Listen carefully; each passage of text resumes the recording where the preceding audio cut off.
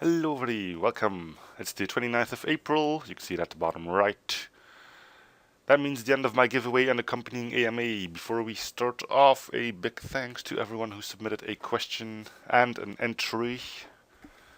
Would be pretty stupid to do a giveaway with only 2 people, but yeah, well. Thank God we're not on that point, so thank you all. Let's get this show on the road. We'll start by answering some questions. I've made it myself pretty easy. There it is. Okay, let's get this show on the road. Right, Leisure Tip here asked, what was the first video game you ever played? I think it was actually Sonic the Hedgehog 2 when I got the Sega Mega Drive. I think that's the first decent video game I played. Of course, there was that Space Cadet pinball game in front of it, but you can't really call that a game, do you? Second question, where and how did you come across FTL? Well, by the time I found FTL, I was already heavily into those roguelike games. It popped up on Steam, watched the video, and immediately bought it, and frankly never stopped playing it, as my channel can be a big proof of. I was playing it long before I started my Let's Play, even long before I started those ship guides and unlocking stuff and all of that. Anyway, next question from the DK Underground. Most epic game you played? I'm gonna have to go with The Walking Dead from Telltale. Really beautiful game. One of the few that's actually story driven the way it's supposed to be.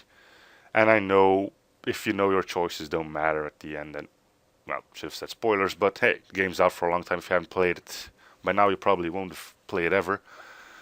Once you realize at the end your choices don't really matter, the game is pretty mad. But if you go with a blind run and you haven't seen any of it, man, the journey on that game is incredible. Anyway, next question from Red Revolution. How did you get into indie games? Well, later, was it the charming art style of some games, or was it a game in particular that made you focus on indie games? Well, more of the things behind it. I mean, yeah, sure, the art style is cool, but if you look at AAA games, they're not bad, but you don't really have all that special things to it. And okay, there are a few that stand out, but for my eyes, it's either an FPS sport game or like an MMO or something. Because of indie game developers need to get their game out based on how good it is and how intriguing new it is. They can't really go on their big name or advertisements on television and all of that. That makes for some pretty interesting games that come out. And, indie games, I don't know, they suit me. I mean, they're usually small, so you don't get bored of it that easy, well, that fast. They need to have unique game styles, or otherwise they just don't pop up to say they don't get their name out. It doesn't get played and all, so they need to be good. I figured that out, and been playing indie games ever since. Next question, Bumblebee BE 1987. Is Chester always this awesome? Yes, he is. That's all that needs to be said. Anyway, next question. Dominic G. There's a zombie apocalypse. Pick your weapon, teammate, and a place to have your last stand. Well, you should have been watching my Left 4 Dead 2 Let's Play. We talked about that quite a bit. If you mean by last stand, then actually your last stand knowing that you're going to go out, then weapon, I don't know, shotgun and an axe. Teammate, well, I know a guy that has a nice stockpile. Place to have your last stand, an ammo store, makes sense. If, however, you mean a place to survive, weapon would still be an axe, but maybe a crossbow. It's pretty light and reusable ammo if you know where you land your shots. Teammate, well, someone that knows more about survival than I do. And place to have your last stand, well, a castle with a moat, preferably connecting to a river, so every stupid ass zombie that manages to fall in said moat is just carried away by the stream. You know, you can get some agriculture going in your courtyard and stuff like that. A drawbridge, so you're fairly safe and all that. Who knows? Anyway, I hope that answers your question, no matter what you meant. Next question. CG Lego. CJ Lego. What is the game that you enjoyed playing the most? I'm gonna have to say the golden days on Team Fortress 2. Before that whole... Well, before the game went from an FPS to a marketplace simulator. I mean, I played the game from the very start. I mean, no hats, no crazy ass taunts, no different loadouts, just your 9 classes. That's it. Played with Chester and Stanley to be exact. We were good. There were 3 of us, and half of the time we did end up on the MVPs. And I'm not saying that because we were epic, but it was just because we had TeamSpeak and actually played together. Man, good times. Anyway, main reason that you do YouTube. Well, it actually started off with TF2. At some point, they started doing those contests and found a bug in the game that I thought would get a nice amount of views, and I thought, why the hell not? I mean, I didn't have decent recording settings and all that, so it was just the video, not voice recording on top of it.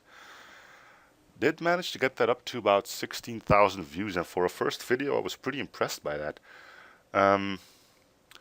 The second thing was with the Trine 2, I was looking how to get some achievements, couldn't find anything on YouTube. Actually did find out how to do it and thought, well, if nobody else is willing to share, why not me? And so I did, and from then on I started doing those FTL guides for exactly the same reason, and then I got my mic and, well, kind of thought, well, I'm having all these videos right now, I might as well continue with it, and then that's when the Let's Play started, and that's where we are at right now. Still do guides at some points, but, well. Anyway, next question. Munchin Orange Light. What is the safest country to be in your opinion? Well, if by safe you mean from terrorism and stuff like that, Canada or something? I don't know. Then again, you have those wild bears running loose and all of that. So maybe something more around here. I don't know, maybe Netherlands or something. That's not too far from here. Then again, once the ice caps melt there, it'll be sinking or swimming, because half the country's below the sea level. Difficult question. Maybe something coast of Africa. I don't know. Not a fan of bugs either, so. Well, anyway, that that makes that for the AMA. I'll take a brief stop because I now realize that I did forget to get my giveaway lists up. So let's pause the video for a sec and I'll be right back for the contest winners. Alright, here we are. You know how this works by now, right? We have our entries here with a winning number, hopefully winning number for them. Same with the prizes. The formula here proves that this is a random generated number. Feel free to use that code for yourself. If you're wondering why it says, well, let me explain it. The A select means pick a random number from 0 to 1. So 0 point blah, blah, blah, blah. The times 11 is just so I could get numbers from 1 to 11. Why do I pick 11? Well, to make sure that the last person on the entry list gets the same odds than all the others. If it were just 10, Munchin Orange Light here would only have half the chance of the others to win. Reason why? Because if 10 is the max number, the only numbers that makes him win are from 9.5 to 10, while let's say Dominic G would have from 5.5 to 6.5. Same with the prizes, again up to 8 for the same reason. Little thing on the side, once again there was nobody that wanted the Hero Academy Golden Content Pack code, something along those lines. I see it's one of the prizes, so rather than trying to force it on people, I'm just going to give that code alongside of the one who wins Hero Academy at some point. Alright, well, let's pick our winners. This is where everyone's been waiting for. 3. Oh, right, before I do that, one winner per entry. Well, one game per entry. And if your name shows up with a prize 0 or 8, blame it on the RNG, but we'll have to redraw that one. Okay, so 3, 2, 1. We have Red Revolution winning Bad Hotel. Let me just put that down. Revolution with Bad Hotel. Congrats. Let me just get that a little. There we go. Needs to be clean. Alright, and the other one is 3, 2, 1. DK Underground winning the Bard's Tale. Congrats. Let me just put that down with the Bard's Tale.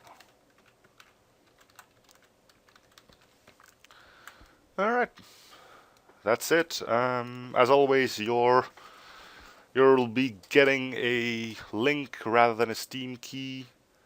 The link will ask you to log into Steam and the game will be added to your list of games. Of course, if you already have the game or you simply don't want it, keep the link, send it to someone else who would appreciate it. There's no... Well, you're not forced to playing if you don't want to. But yeah, if you accept the key, I don't think it'll be going to your Steam inventory. It'll go straight to your library, so do be careful of that. Links will be sent through a personal message as always, so feel free to let me know if you do get that message. Another small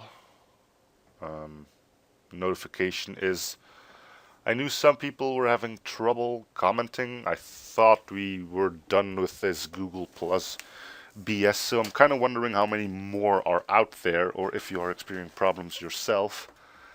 I'm dreadfully sorry for those that wanted to enter but couldn't because of it, but there's nothing I can really do about it, so still, thanks for trying.